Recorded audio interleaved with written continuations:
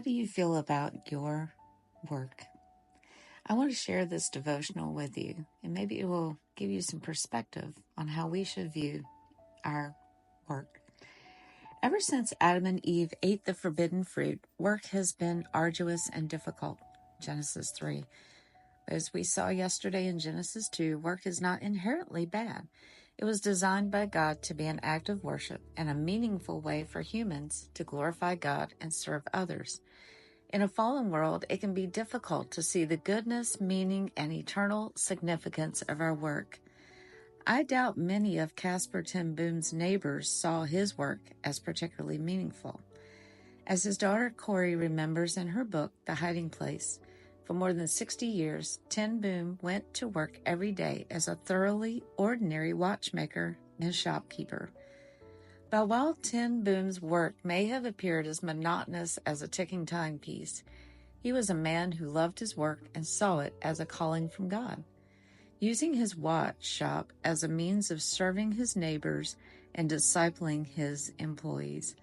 While Ten Boom was faithful in using his work to serve the Lord in the little things, God had plans to entrust him with much more responsibility as Europe headed into World War II.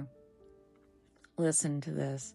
After the Germans invaded the Ten Boom's hometown of Haarlem in the Netherlands, the family began leading a clandestine effort to hide Jews and others at risk of extermination by the Nazis.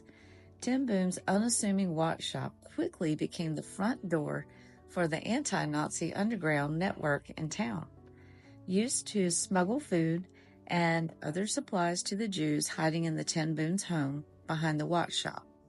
The Ten Booms even used encoded messages about watches as a means of communicating critical information across the telephone lines undoubtedly tapped by the Nazis. On February 28, 1944, German soldiers caught the Ten Booms and sent Casper and Corey to prison. At the time, the Ten Booms were hiding 4 Jews and 2 members of the underground network. When the Ten Booms were taken away, they didn't know if these 6 people were dead or alive. Weeks later, while detained at a concentration camp, Corey received an encoded message informing her that all the watches in your closet are safe. Corey knew that the 6 had made it out alive. 10 days later, after his arrest, Casper Ten Boom died at the age of 84, not knowing that his work as an entrepreneur and watchmaker had been used in this dramatic way to accomplish God's will once more. As you approach the front door of this watch shop, still standing, most people walk by without giving the shop a second look. I'm sure many of Haarlem's residents looked at Casper Ten Boom's work as a watchmaker the same way, wondering what meaning there is in tinkering with timepieces for 60 years. But Ten Boom leveraged his work in some incredibly meaningful ways.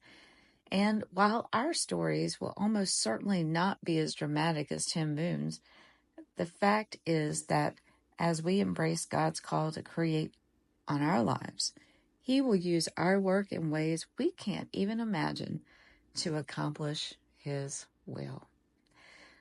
What an amazing real-life story.